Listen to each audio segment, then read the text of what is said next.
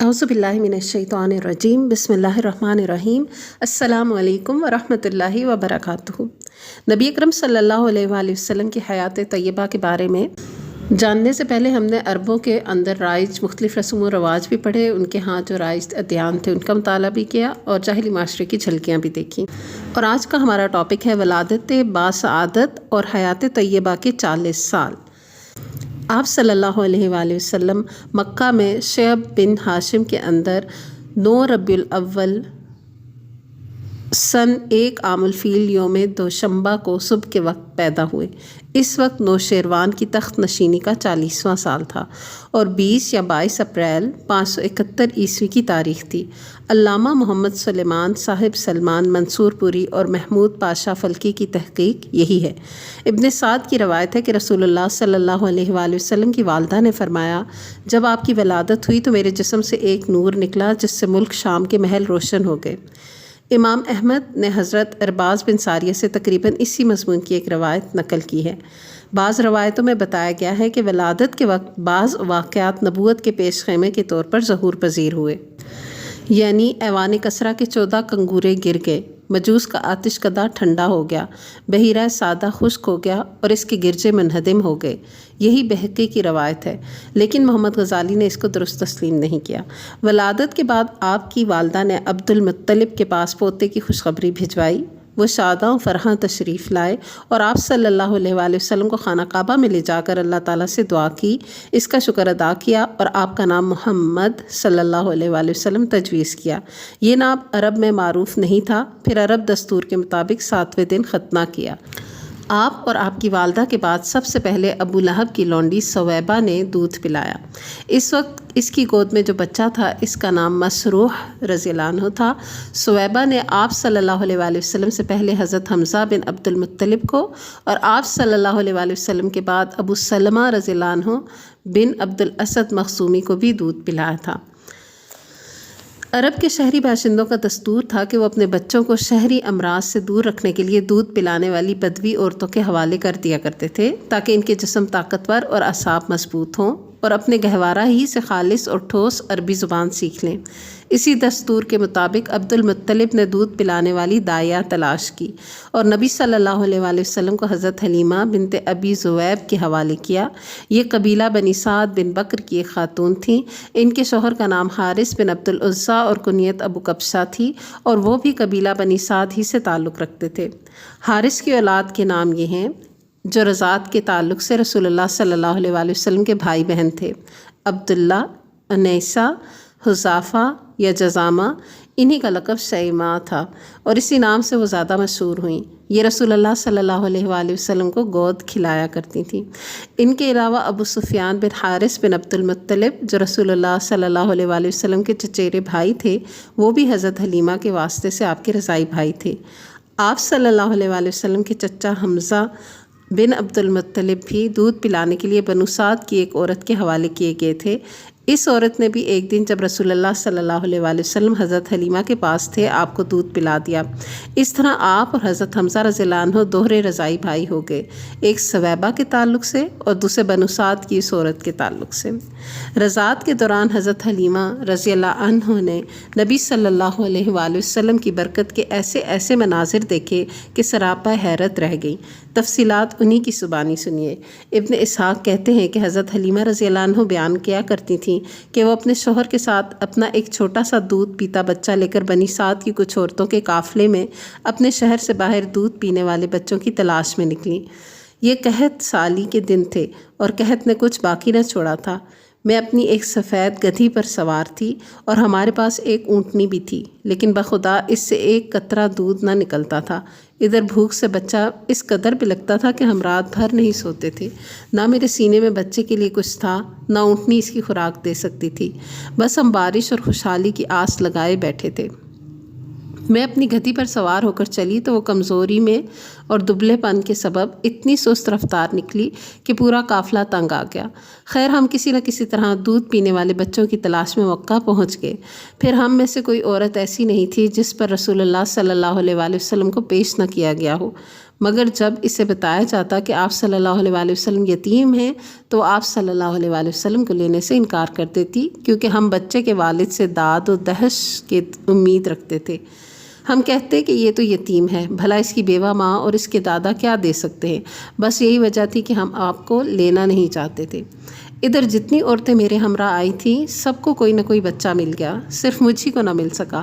جب واپسی کی باری آئی تو میں نے اپنے شوہر سے کہا کہ خدا کی قسم مجھے اچھا نہیں لگتا کہ میری ساری سہیلیاں تو بچے لے لے کر جائیں اور تنہا میں کوئی بچہ لیے بغیر واپس جاؤں، میں جا کر اسی یتیم بچے کو لے لیتی ہوں۔ شوہر نے کہا کوئی حرج نہیں، ممکن ہے اللہ اسی میں ہمارے لیے برکت دے دے۔ اس کے بعد میں نے جا کر بچہ لے لیا، اور محض اس بنا پر لے لیا کہ کوئی اور بچہ نہیں مل رہا تھا۔ سبحان اللہ۔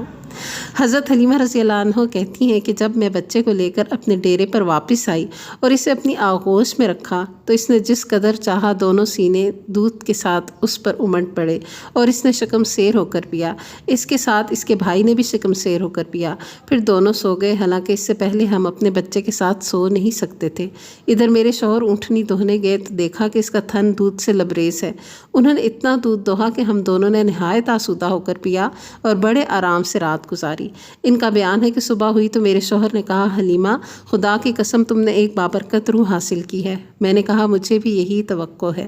حلیمہ رضی اللہ عنہ کہتی ہیں کہ اس کے بعد ہمارا قافلہ روانہ ہوا، میں اپنی اسی خستہ حال گدھی پر سوار ہوئی اور اس کے بچے کو بھی اپنے ساتھ لیا، لیکن اب وہی گدھی خدا کی قسم پورے قافلے کو کاٹ کر اس طرح آگے نکل گئی کہ کوئی گدھا اس کا ساتھ نہ پکڑ سکا، یہاں تک کہ میری سہیلیاں مجھ سے کہنے لگیں او ابو زویب کی بیٹی، ارے یہ کیا ہے، ذرا ہم پر مہربانی کر، آخر یہ تیری وہی گدھی تو ہے جس پر تو سوار ہو کر آئی تھی؟ میں کہتی ہاں ہاں بخدا یہ وہی ہے۔ وہ کہتی اس کا یقیناً کوئی خاص معاملہ ہے۔ پھر ہم بنو سعد میں اپنے گھروں کو آ گئے۔ مجھے معلوم نہیں کہ اللہ کی روئے زمین کا کوئی خطہ ہمارے علاقے سے زیادہ قحط زدہ تھا، لیکن ہماری واپسی کے بعد میری بکریاں چرنے جاتی تو آسودہ حال اور دودھ سے بھرپور واپس آتی، ہم دوہتے اور پیتے، جبکہ کسی اور انسان کو دودھ کا ایک قطرہ بھی نصیب نہ ہوتا۔ ان کے جانوروں کے تھنوں میں دودھ سرے سے رہتا ہی نہ تھا، حتیٰ کہ ہماری قوم کے شہری اپنے چرواہوں سے کہتے کہ کم بختو جانور وہیں چرانے لے جایا کرو جہاں ابو زویب کی بیٹی کا چرواہا لے جاتا ہے۔ سبحان اللہ۔ لیکن تب بھی ان کی بکریاں بھوکی واپس آتی، ان کے اندر ایک قطرہ دودھ نہ رہتا، جبکہ میری بکریاں آسودہ اور دودھ سے بھرپور پلٹتی۔ اس طرح ہم اللہ کی طرف سے مسلسل اضافے اور خیر کا مشاہدہ کرتے رہے، یہاں تک کہ اس بچے کے 2 سال پورے ہو گئے اور میں نے دودھ چھڑا دیا۔ یہ بچہ دوسرے بچوں کے مقابلے میں اس طرح بڑھ رہا تھا کہ 2 سال پورے ہوتے ہوتے وہ کڑا اور گھٹیلا ہو چلا۔ اس کے بعد ہم اس بچے کو اس کی والدہ کے پاس لے گئے، لیکن ہم اس کی جو برکت دیکھتے آئے تھے اس کی وجہ سے ہماری انتہائی خواہش یہی تھی کہ وہ ہمارے پاس رہے۔ چنانچہ ہم نے اس کی ماں سے گفتگو کی۔ میں نے کہا کیوں نہ آپ اپنے بچے کو میرے پاس ہی رہنے دیں کہ ذرا مضبوط ہو جائے، کیونکہ مجھے اس کے متعلق مکہ کی وبا کا خطرہ ہے۔ غرض ہمارے مسلسل اصرار پر انہوں نے بچہ ہمیں واپس کر دیا۔ اس طرح رسول اللہ صلی اللہ علیہ وآلہ وسلم مدت رضاعت ختم ہونے کے بعد بھی بنو سعد ہی میں رہے، یہاں تک کہ ولادت کے 4 یا 5ویں سال شق صدر یعنی سینہ مبارک چاک کیے جانے کا واقعہ پیش آیا۔ اس کی تفصیل حضرت انس رضی اللہ عنہ سے صحیح مسلم میں مروی ہے کہ آپ صلی اللہ علیہ وآلہ وسلم کے پاس حضرت جبرائیل علیہ السلام تشریف لائے۔ آپ بچوں کے ساتھ کھیل رہے تھے۔ حضرت جبرائیل علیہ السلام نے آپ کو پکڑ کر لٹایا اور سینہ چاک کر کے دل نکالا، پھر دل سے ایک لوتھڑا نکال کر فرمایا یہ تم سے شیطان کا حصہ ہے، پھر دل کو ایک طشت میں زمزم کے پانی سے دھویا اور پھر اس کو جوڑ کر اس کی جگہ لوٹا دیا۔ ادھر بچے دوڑ کر آپ صلی اللہ علیہ وآلہ وسلم کی ماں یعنی دایا حلیمہ کے پاس پہنچے اور کہنے لگے محمد قتل کر دیا گیا صلی اللہ علیہ وآلہ وسلم، نعوذ باللہ۔ ان کے گھر کے لوگ جھٹ پٹ پہنچے، دیکھا تو آپ کا رنگ اترا ہوا تھا۔ اس واقعے کے بعد حلیمہ رضی اللہ عنہ کو خطرہ محسوس ہوا اور انہوں نے آپ کو آپ کی ماں کے حوالے کر دیا، چنانچہ آپ 6 سال کی عمر تک والدہ ہی کی آغوش محبت میں رہے۔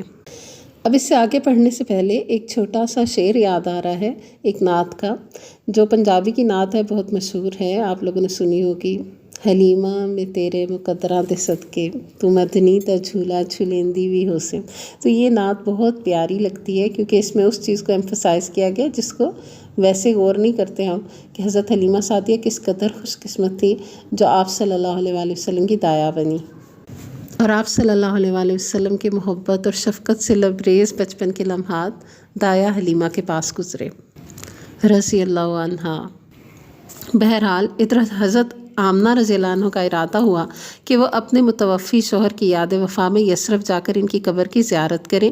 چنانچہ وہ اپنے یتیم بچے محمد صلی اللہ علیہ وآلہ وسلم، اپنی خادمہ ام ایمن اور اپنے سرپرست عبد المطلب کی معیت میں کوئی 500 کلومیٹر کی مسافت طے کر کے مدینہ تشریف لے گئیں اور وہاں 1 ماہ تک قیام کر کے واپس ہوئیں، لیکن ابھی ابتدا راہ میں تھیں کہ بیماری نے آ لیا۔ پھر یہ بیماری شدت اختیار کرتی گئی، یہاں تک کہ مکہ اور مدینہ کے درمیان مقام ابوا میں پہنچ کر رحلت کر گئیں۔ انا للہ و انا الیہ راجعون۔ بوڑھے عبد المطلب اپنے پوتے کو لے کر مکہ پہنچے۔ ان کا دل اپنے اس یتیم پوتے کی محبت اور شفقت کے جذبات سے تپ رہا تھا، کیونکہ اب اسے ایک نیا چرخہ لگا تھا جس نے پرانے زخم کو ریت دیے تھے۔ عبد المطلب کے جذبات میں پوتے کے لیے ایسی رقت تھی کہ اپنی صلبی اولاد میں سے بھی کسی کے لیے ایسی رقت نہ تھی۔ چنانچہ قسمت نے آپ کو تنہائی کے جس صحرا میں لا کھڑا کیا تھا، عبد المطلب اس میں آپ کو تنہا چھوڑنے کے لیے تیار نہ تھے، بلکہ آپ کو اپنی اولاد سے بھی بڑھ کر چاہتے اور بڑوں کی طرح ان کا احترام کرتے تھے۔ ابن ہشام کا بیان ہے کہ عبد المطلب کے لیے خانہ کعبہ کے سائے میں فرش بچھایا جاتا تھا۔ ان کے سارے لڑکے فرش کے گرد بیٹھ جاتے۔ عبد المطلب تشریف لاتے تو فرش پر بیٹھتے۔ ان کی عظمت کے پیش نظر ان کا کوئی لڑکا فرش پر نہ بیٹھتا، لیکن رسول اللہ صلی اللہ علیہ وآلہ وسلم تشریف لاتے تو فرشی پر بیٹھ جاتے۔ ابھی آپ کم عمر بچے تھے۔ آپ صلی اللہ علیہ وآلہ وسلم کے چچا حضرات آپ صلی اللہ علیہ وآلہ وسلم کو پکڑ کر اتار دیتے، لیکن جب عبد المطلب انہیں ایسا کرتے دیکھتے تو فرماتے، میرے اس بیٹے کو چھوڑ دو، بخدا اس کی شان نرالی ہے۔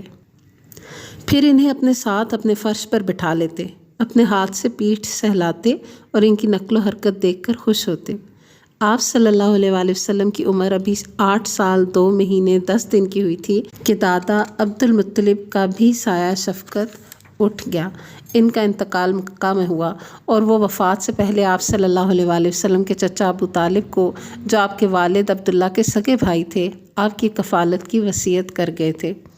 ابو طالب اپنے بھتیجے کا حق کے کفالت بڑی خوبی سے ادا کرتے۔ آپ صلی اللہ علیہ وآلہ وسلم کو اپنی اولاد میں شامل کیا، بلکہ ان سے بھی بڑھ کر مانا، مزید اعزاز و احترام سے نوازا، 40 سال سے زیادہ عرصے تک قوت پہنچائی، اپنی حمایت کا سایہ دراز رکھا، اور آپ صلی اللہ علیہ وآلہ وسلم ہی کی بنیاد پر دوستی اور دشمنی کی مزید وضاحت اپنی جگہ آ رہی ہے۔ ابن عساکر نے جلحمہ بن فتح سے روایت کی ہے کہ میں مکہ آیا، لوگ قحط سے دوچار تھے۔ قریش نے کہا، ابو طالب وادی قحط کا شکار ہے، بال بچے کال کی زد میں ہیں، چلیے بارش کی دعا کیجیے۔ ابو طالب ایک بچہ ساتھ لے کر برآمد ہوئے۔ بچہ ابر آلود سورج معلوم ہوتا تھا، جس سے گھنا بادل ابھی ابھی چھٹا ہو۔ اس کے ارد گرد اور بھی بچے تھے۔ ابو طالب نے اس بچے کا ہاتھ پکڑ کر اس کی پیٹھ کعبہ کی دیوار سے ٹیک دی۔ بچے نے ان کی انگلی پکڑ رکھی تھی۔ اس وقت آسمان پر بادل کا ایک ٹکڑا نہ تھا، لیکن دیکھتے دیکھتے ادھر ادھر سے بادل کی آمد شروع ہو گئی اور ایسی دھواں دار بارش ہوئی کہ وادی میں سیلاب آ گیا اور شہر و بیاباں شاداب ہو گئے۔ بعد میں ابو طالب نے اسی واقعے کی طرف اشارہ کرتے ہوئے محمد صلی اللہ علیہ وآلہ وسلم کی مدح میں کہا تھا، وَبْيَدْ يُسْتَسْقَى الْغَمَامُ بِوَجْهِهِ ثِمَالَ الْيَتَامَى عِصْمَةٌ لِلْأَرَامِلِ۔ وہ خوبصورت ہیں، ان کے چہرے سے بارش کا فیضان طلب کیا جاتا ہے، یتیموں کے ماوا اور بیواؤں کے محافظ ہیں۔ بعض روایات کے مطابق جب آپ کی عمر 12 برس اور ایک تفصیلی قول کے مطابق 12 برس 2 ماہ 10 دن کی ہو گئی تو ابو طالب آپ صلی اللہ علیہ وآلہ وسلم کو ساتھ لے کر تجارت کے لیے ملک شام کے سفر پر نکلے اور بصرہ پہنچے۔ بصرہ شام کا ایک مقام اور حوران کا مرکزی شہر ہے۔ اس وقت یہ جزیرۃ العرب کے رومی مقبوضات کا دارالحکومت تھا۔ اس شہر میں جرجیس نامی ایک راہب رہتا تھا جو بحیرہ کے لقب سے معروف تھا۔ جب قافلے نے وہاں پڑاؤ ڈالا تو یہ راہب اپنے گرجے سے نکل کر قافلے کے اندر آیا اور اس کی میزبانی کی، حالانکہ اس سے پہلے وہ کبھی نہیں نکلتا تھا۔ اس نے رسول اللہ صلی اللہ علیہ وآلہ وسلم کو آپ صلی اللہ علیہ وآلہ وسلم کے اوصاف کی بنا پر پہچان لیا اور آپ صلی اللہ علیہ وآلہ وسلم کا ہاتھ پکڑ کر کہا یہ سید العالمین ہیں، اللہ انہیں رحمت للعالمین بنا کر بھیجے گا۔ ابو طالب نے کہا آپ کو یہ کیسے معلوم ہوا؟ اس نے کہا تم لوگ جب گھاٹی کے اس جانب نمودار ہوئے تو کوئی بھی درخت یا پتھر ایسا نہیں تھا جو سجدہ کے لیے جھک نہ گیا ہو، اور یہ چیزیں نبی کے علاوہ کسی اور انسان کو سجدہ نہیں کرتی۔ پھر میں انہیں مہر نبوت سے پہچانتا ہوں جو کندھے کے نیچے کری یعنی نرم ہڈی کے پاس سیب کی طرح ہے، اور ہم انہیں اپنی کتابوں میں بھی پاتے ہیں۔ اس کے بعد بحیرہ راہب نے ابو طالب سے کہا کہ انہیں واپس کر دو، ملک شام نہ لے کر جاؤ کیونکہ یہود سے خطرہ ہے۔ اس پر ابو طالب نے بعض غلاموں کی معیت میں آپ صلی اللہ علیہ وآلہ وسلم کو مکہ واپس بھیج دیا۔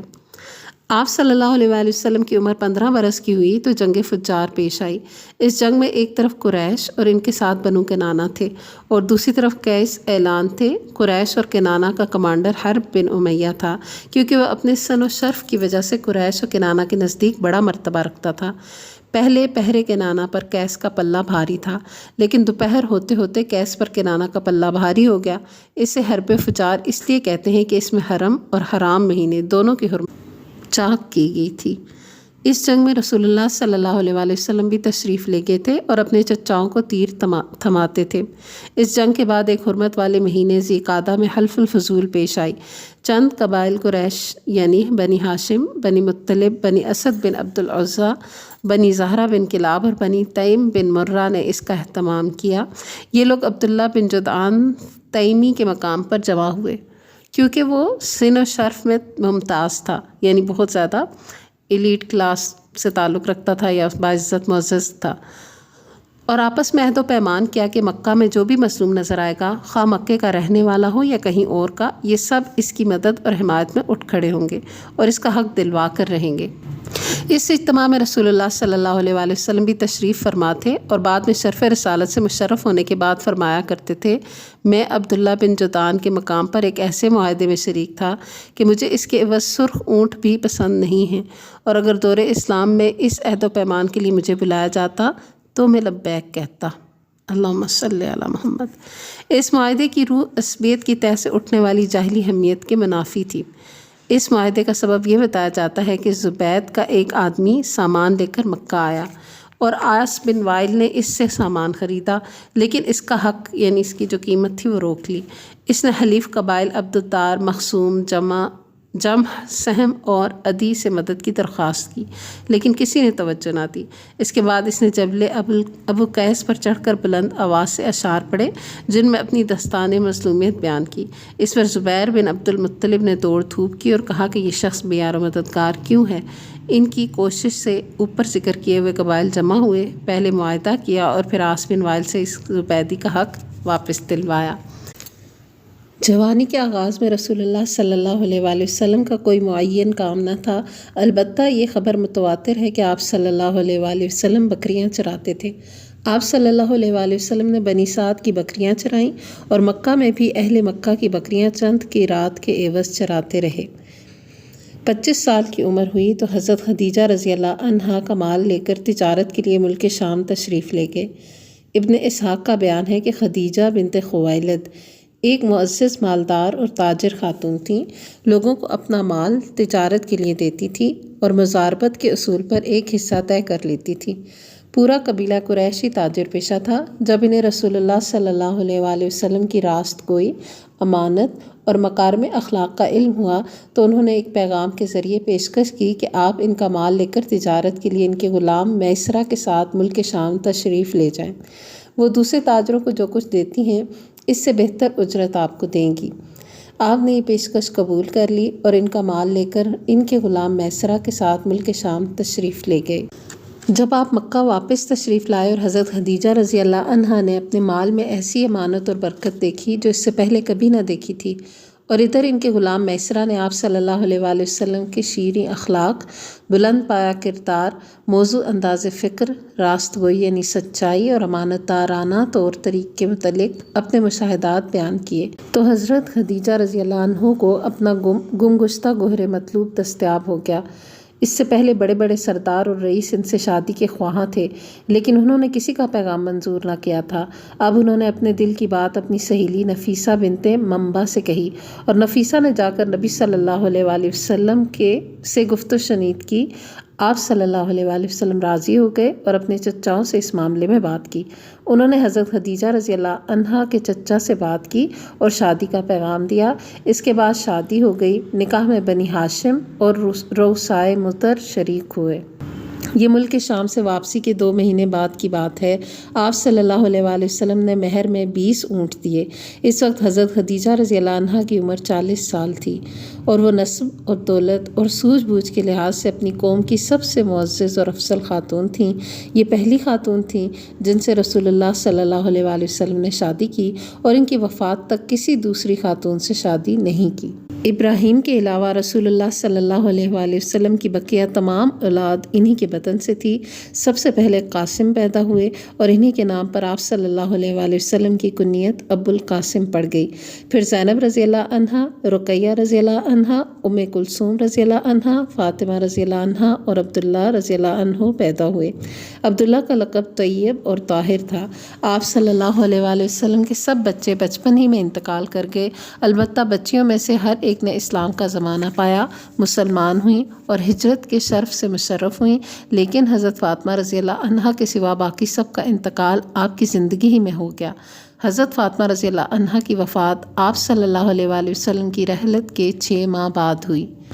آپ صلی اللہ علیہ وآلہ وسلم کی عمر کا 35واں سال تھا کہ قریش نے نئے سرے سے خانہ کعبہ کی تعمیر شروع کی۔ وجہ یہ تھی کہ کعبہ صرف قد سے کچھ اونچی چہار دیواری کی شکل میں تھا۔ حضرت اسماعیل علیہ السلام کے زمانے ہی سے اس کی بلندی 9 ہاتھ تھی اور اس پر چھت نہ تھی۔ اس کیفیت کا فائدہ اٹھاتے ہوئے کچھ چوروں نے اس کے اندر رکھا ہوا خزانہ چرا لیا۔ اس کے علاوہ اس کی تعمیر پر ایک طویل زمانہ گزر چکا تھا، عمارت خستگی کا شکار ہو چکی تھی اور دیواریں پھٹ گئی تھیں۔ ادھر اسی سال ایک زوردار سیلاب آیا جس کے بہاؤ کا رخ خانہ کعبہ کی طرف تھا۔ اس کے نتیجے میں خانہ کعبہ کسی بھی لمحے ڈھہ سکتا تھا، اس لیے قریش مجبور ہو گئے کہ اس مرتبہ و مقام برقرار رکھنے کے لیے اسے از سر نو تعمیر کریں۔ اس مرحلے پر قریش نے یہ متفقہ فیصلہ کیا کہ خانہ کعبہ کی تعمیر میں صرف حلال رقم ہی استعمال کریں گے۔ اس میں رنڈی کی اجرت، سود کی دولت اور کسی ناحق لیا ہوا مال استعمال نہیں ہونے دیں گے۔ نئی تعمیر کے لیے پرانی عمارت کو ڈھانا ضروری تھا، لیکن کسی کو ڈھانے کی جرت نہیں ہوتی تھی۔ بالآخر ولید بن مغیرہ مخزومی نے ابتدا کی۔ جب لوگوں نے دیکھا کہ اس پر کوئی آفت نہیں ٹوٹی تو باقی لوگوں نے بھی ڈھانا شروع کیا، اور جب قواعد ابراہیم تک ڈھا چکے تو تعمیر کا آغاز کیا۔ تعمیر کے لیے الگ الگ ہر قبیلے کا حصہ مقرر تھا، اور ہر قبیلے نے علیحدہ علیحدہ پتھر کے ڈھیر لگا رکھے تھے۔ تعمیر شروع ہوئی۔ باقوم نامی ایک رومی معمار نگران تھا۔ جب عمارت حجر اسود تک بلند ہو چکی تو یہ جھگڑا اٹھ کھڑا ہوا کہ حجر اسود کو اس کی جگہ رکھنے کا شرف اور امتیاز کسے حاصل ہو۔ یہ جھگڑا 4-5 روز تک جاری رہا، اور رفتہ رفتہ اس قدر شدت اختیار کر گیا کہ معلوم ہوتا تھا کہ سرزمین حرم میں سخت خون خرابہ ہو جائے گا۔ لیکن ابو امیہ مخزومی نے یہ کہہ کر فیصلے کی ایک صورت پیدا کر دی کہ مسجد حرام کے دروازے سے دوسرے دن جو سب سے پہلے داخل ہو اسے اپنے جھگڑے کا حکم مان لیں۔ لوگوں نے یہ تجویز منظور کر لی۔ اللہ کی مشیت کے اس کے بعد سب سے پہلے رسول اللہ صلی اللہ علیہ وآلہ وسلم تشریف لائے۔ لوگوں نے آپ صلی اللہ علیہ وآلہ وسلم کو دیکھا تو چیخ پڑے کہ ھذا الامین رضیناہ ھذا محمد صلی اللہ علیہ وسلم۔ یہ امین ہے، ہم ان سے راضی ہیں، یہ محمد صلی اللہ علیہ وآلہ وسلم ہے۔ پھر جب آپ ان کے قریب پہنچے اور انہوں نے آپ صلی اللہ علیہ وآلہ وسلم کو معاملے کی تفصیل بتائی تو آپ صلی اللہ علیہ وآلہ وسلم نے ایک چادر طلب کی، بیچ میں حجر اسود رکھا اور متنازع قبائل کے سرداروں سے کہا کہ آپ سب حضرات چادر کا کنارہ پکڑ کر اوپر اٹھائیں۔ انہوں نے ایسا ہی کیا۔ جب چادر حجر اسود کے مقام تک پہنچ گئی تو آپ صلی اللہ علیہ وآلہ وسلم نے اپنے دست مبارک سے حجر اسود کو اس مقررہ جگہ پر رکھ دیا۔ یہ بڑا معقول فیصلہ تھا، اس پر ساری قوم راضی ہو گئی۔ اللہم صلی علی سیدنا و مولانا محمد و بارک وسلم۔ ادھر قریش کے پاس مال حلال کی کمی پڑ گئی، اس لیے انہوں نے شمال کی طرف سے کعبہ کی لمبائی تقریباً 6 ہاتھ کم کر دی۔ یہی ٹکڑا ہجر اور حتیم کہلاتا ہے۔ اس دفعہ قریش نے کعبہ کا دروازہ زمین سے خاصا بلند کر دیا تاکہ اس میں وہی شخص داخل ہو سکے جسے وہ اجازت دیں۔ جب دیواریں 15 ہاتھ بلند ہو گئیں تو اندر 6 ستون کھڑے کر کے اوپر سے چھت ڈال دی گئی اور کعبہ اپنی تکمیل کے بعد قریب قریب چوکور شکل کا ہو گیا۔ اب خانہ کعبہ کی بلندی 15 میٹر ہے۔ حجر اسود والی دیوار اور اس کے سامنے کی دیوار یعنی جنوبی اور شمالی دیواریں 10-10 میٹر ہیں۔ حجر اسود مطاف کی زمین سے 1.5 میٹر کی بلندی پر ہے۔ دروازے والی دیوار اور اس کے سامنے کی دیوار یعنی پورب اور پچھم کی دیواریں 12-12 میٹر ہیں۔ دروازہ زمین سے 2 میٹر بلند ہے۔ دیوار کے گرد نیچے ہر 4 جانب سے بڑھے ہوئے کرسی نما ضلع کا گھیرا ہے جس کی اوسط اونچائی 25 سینٹی میٹر اور اوسط چوڑائی 30 سینٹی میٹر ہے۔ اسے شاذ روان کہتے ہیں۔ یہ بھی دراصل بیت اللہ کا جزو ہے لیکن قریش نے اسے بھی چھوڑ دیا تھا۔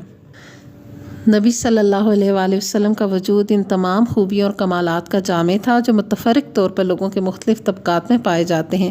آپ صلی اللہ علیہ وآلہ وسلم اصابت فکر، دوربینی اور حق پسندی کا بلند مینار تھے۔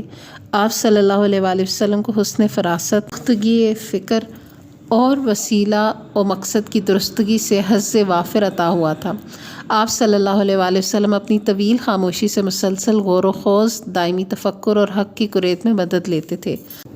آپ صلی اللہ علیہ وآلہ وسلم نے اپنی شاداب عقل اور روشن فطرت سے زندگی کے صحیفے، لوگوں کے معاملات اور جماعتوں کے احوال کا مطالعہ کیا اور جن خرافات میں یہ سب لت پت تھیں ان سے سخت بیزاری محسوس کی۔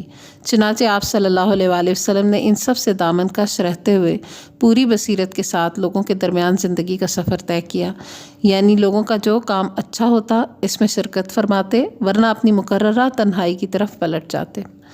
چنانچہ آپ صلی اللہ علیہ وآلہ وسلم نے شراب کو کبھی منہ نہیں لگایا، آستانوں کا ذبیحہ کبھی نہیں کھایا اور بتوں کے لیے منائے جانے والے تہوار اور میلوں ٹھیلوں میں کبھی شرکت نہیں کی۔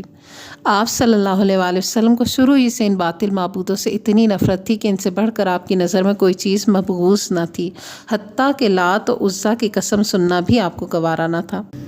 اس میں شبہ نہیں کہ تقدیر نے آپ پر حفاظت کا سایہ ڈال رکھا تھا۔ چنانچہ بعض دنیاوی سامان کے حصول کے لیے نفس کے جذبات متحرک ہوئے اور بعض ناپسندیدہ رسم و رواج کی پیروی پر طبیعت آمادہ ہوئی تو عنایت ربانی دخیل ہو کر رکاوٹ بن گئی۔ ابن اسیر کی ایک روایت ہے کہ رسول اللہ صلی اللہ علیہ وآلہ وسلم نے فرمایا، اہل جاہلیت جو کام کرتے تھے مجھے 2 دفعہ کے علاوہ کبھی ان کا خیال نہیں گزرا، لیکن ان دونوں میں سے ہر دفعہ اللہ تعالیٰ نے میرے اور اس کام کے درمیان رکاوٹ ڈال دی۔ اس کے بعد پھر کبھی مجھے اس کا خیال نہیں گزرا، یہاں تک کہ اللہ نے مجھے اپنی پیغمبری سے مشرف فرما دیا۔ ہوا یہ کہ جو لڑکا بالائی مکہ میں میرے ساتھ بکریاں چرایا کرتا تھا، اس سے ایک رات میں نے کہا کیوں نہ تم میری بکریاں دیکھو اور میں مکہ جا کر دوسرے جوانوں کی طرح وہاں کی شبانہ قصہ گوئی کی محفل میں شرکت کر۔ اس نے کہا ٹھیک ہے۔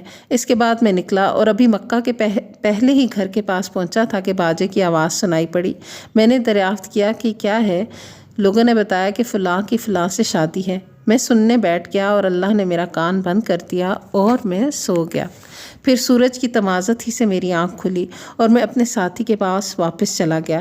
اس کے پوچھنے پر میں نے تفصیلات بتائیں۔ اس کے بعد ایک رات پھر میں نے یہی بات کہی اور مکہ پہنچا تو پھر اسی رات کی طرح کا واقعہ پیش آیا اور اس کے بعد پھر کبھی غلط ارادہ ہی نہ ہوا۔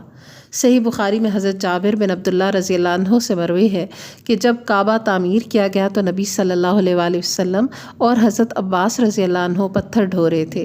حضرت عباس رضی اللہ عنہ نے نبی اکرم صلی اللہ علیہ وآلہ وسلم سے کہا اپنا تہبند اپنے کندھے پر رکھ لو، پتھر سے حفاظت رہے گی۔ لیکن جو ہی آپ صلی اللہ علیہ وآلہ وسلم نے ایسا کیا، آپ صلی اللہ علیہ وآلہ وسلم زمین پر جا گرے، نگاہیں آسمان کی طرف اٹھ گئیں، افاقہ ہوتے ہی آواز لگائی میرا تہبند، میرا تہبند، اور آپ کا تہبند آپ کو باندھ دیا گیا۔ نبی صلی اللہ علیہ وآلہ وسلم اپنی قوم میں شیریں کردار، فاضلانہ اخلاق یعنی افضل اخلاق، بہت ہی اعلیٰ اخلاق اور کریمانہ عادت کے لحاظ سے ممتاز تھے۔ چنانچہ آپ سب سے زیادہ بامروت، سب سے زیادہ خوش اخلاق، سب سے معزز ہمسایہ، سب سے بڑھ کر دور اندیش، سب سے زیادہ سچے، سب سے نرم پہلو، سب سے زیادہ پاک نفس، خیر میں سب سے زیادہ کریم، سب سے نیک عمل، سب سے بڑھ کر پابند عہد اور سب سے بڑھ کر امانت دار تھے۔ حتیٰ کہ آپ کی قوم نے آپ کا نام ہی امین رکھ دیا تھا، کیونکہ آپ احوال صالحہ اور خصائل حمیدہ کا پیکر تھے۔ احوال صالحہ یعنی نیک آپ کا حال تھا، اور خصائل حمیدہ یعنی آپ کے جو خصائل تھے وہ تعریف والے تھے۔ اور جیسا کہ حضرت خدیجہ رضی اللہ عنہ کی شہادت ہے، گواہی ہے کہ آپ صلی اللہ علیہ وآلہ وسلم درماندوں کا بوجھ اٹھاتے تھے، تہی دستوں کا بندوبست فرماتے تھے، مہمان کی میزبانی کرتے تھے اور مصائب حق میں مدد فرماتے تھے۔ اللہم صلی علی محمد وعلی آلہ وسلم۔ وآخر دعوانا ان الحمد للہ رب العالمین۔ سبحانک اللہم وبحمدک، نشہد ان لا الہ الا انت، نستغفرک ونتوب الیک۔ والسلام علیکم ورحمۃ اللہ وبرکاتہ۔